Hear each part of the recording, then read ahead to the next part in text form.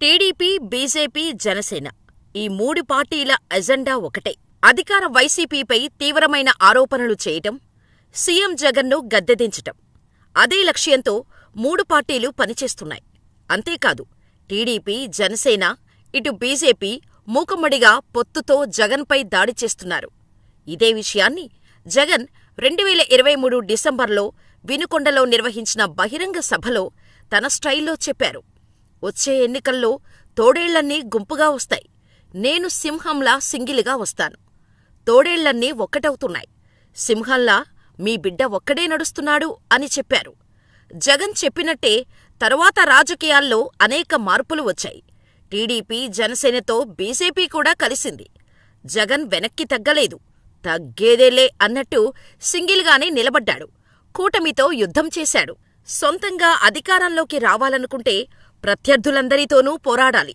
ఇతర పార్టీలను కూడా విమర్శిస్తే న్యూట్రల్ ఓట్లు, ప్రత్యర్థి పార్టీలంటే గిట్టని వాళ్ల ఓట్లు వస్తాయి.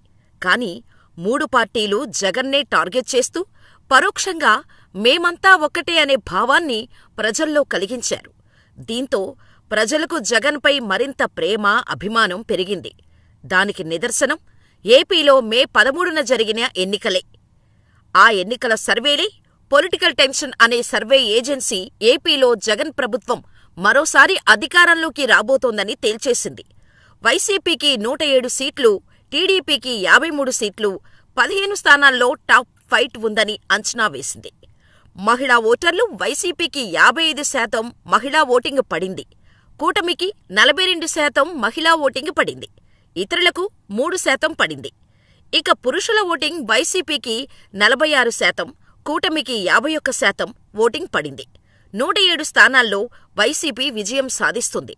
టీడీపీకి 53 సీట్లు, 15 స్థానాల్లో టఫ్ ఫైట్ ఉందని అంచనా వేశారు. అయితే ఈ టఫ్ ఫైట్లో 7 స్థానాలు వైసీపీ గెలుస్తే 114 సీట్లు దక్కుతాయి. దీన్ని బట్టి చూస్తే వైసీపీదే అధికారం.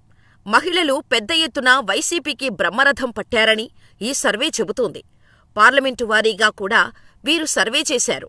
రాజమండ్రి పార్లమెంటు పరిధిలో వైసీపీకి 4 సీట్లు, కూటమికి 2 సీట్లు దక్కుతాయని అంచనా. కాకినాడ పార్లమెంటులో వైసీపీకి 2 సీట్లు, టీడీపీకి 4 సీట్లు, టఫ్ ఫైట్ 1 స్థానంలో ఉంటుందని అంచనా. అమలాపురం పార్లమెంటులో వైసీపీకి 2 సీట్లు, టీడీపీకి 5 సీట్లు దక్కుతాయని అంచనా. నర్సాపురం పార్లమెంటులో వైసీపీకి 2 సీట్లు, టీడీపీకి 4 సీట్లు, 1 స్థానంలో టఫ్ ఫైట్ ఉంటుందని అంచనా. ఏలూరు పార్లమెంటులో వైసీపీ 6 సీట్లు, టీడీపీకి 1 స్థానం దక్కుతుందని అంచనా. మచిలీపట్నం పార్లమెంటులో వైసీపీకి 4, టీడీపీకి 2, 1 స్థానంలో టఫ్ ఫైట్ ఉంటుంది. విజయవాడ పార్లమెంటులో వైసీపీకి 4 సీట్లు, టీడీపీకి 2 సీట్లు, 1 స్థానంలో టఫ్ ఫైట్ ఉంటుంది. గుంటూరు పార్లమెంటులో వైసీపీకి 3 సీట్లు, టీడీపీకి 4 సీట్లు దక్కుతాయని అంచనా.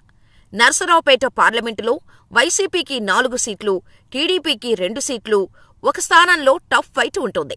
అలాగే బాపట్ల పార్లమెంటులో వైసీపీకి 3 సీట్లు, టీడీపీకి 3 సీట్లు, 1 స్థానంలో టఫ్ ఫైట్ ఉంటుంది. ఒంగోలు పార్లమెంటులో వైసీపీకి 5 సీట్లు, టీడీపీకి 2 సీట్లు దక్కుతాయని అంచనా. నెల్లూరు పార్లమెంటులో వైసీపీకి 5 సీట్లు, టీడీపీకి 2 సీట్లు దక్కుతాయని అంచనా. తిరుపతి పార్లమెంటులో వైసీపీకి 6 సీట్లు, టీడీపీకి 0, ఓ స్థానంలో టఫ్ ఫైట్ ఉంటుందని అంచనా. చిత్తూరు పార్లమెంటులో వైసీపీకి 5 సీట్లు, టీడీపీకి 2 సీట్లు దక్కుతాయని అంచనా. కడప పార్లమెంటులో వైసీపీకి 6 సీట్లు దక్కుతాయి, టీడీపీకి 0, 1 స్థానంలో టఫ్ ఫైట్ ఉంటుందని అంచనా. రాజంపేట పార్లమెంటులో వైసీపీకి 6 సీట్లు, టీడీపీకి 1 స్థానం దక్కుతుందని అంచనా. హిందూపురం పార్లమెంటు విషయానికి వస్తే వైసీపీకి 4 సీట్లు, టీడీపీకి 2 సీట్లు దక్కుతాయి, 1 స్థానంలో టఫ్ ఫైట్ ఉంటుందని అంచనా. అనంతపురం పార్లమెంటులో వైసీపీకి 4 సీట్లు, టీడీపీకి 2 సీట్లు, 1 స్థానంలో టఫ్ ఫైట్ ఉంటుంది. నంద్యాల పార్లమెంటు వైసీపీకి 6 సీట్లు, టీడీపీకి 1 సీటు దక్కుతుందని అంచనా. కర్నూలు పార్లమెంటు వైసీపీకి 6 సీట్లు, టీడీపీకి 1 సీటు దక్కుతుందని అంచనా. అలాగే నార్త్ ఆంధ్రాలో వైసీపీకి 20 సీట్లు దక్కుతాయి, టీడీపీకి 11 సీట్లు దక్కుతాయి, 4 స్థానాల్లో టఫ్ ఫైట్ ఉంటుందని అంచనా. అనకాపల్లి వైసీపీకి 2 సీట్లు దక్కుతాయి, టీడీపీకి 4 సీట్లు దక్కుతాయి, ఒక స్థానంలో టఫ్ ఫైట్ ఉంటుంది. Araku parliament YCP clean sweep చేస్తోంది. 7 సీట్లు, టీడీపీకి 0.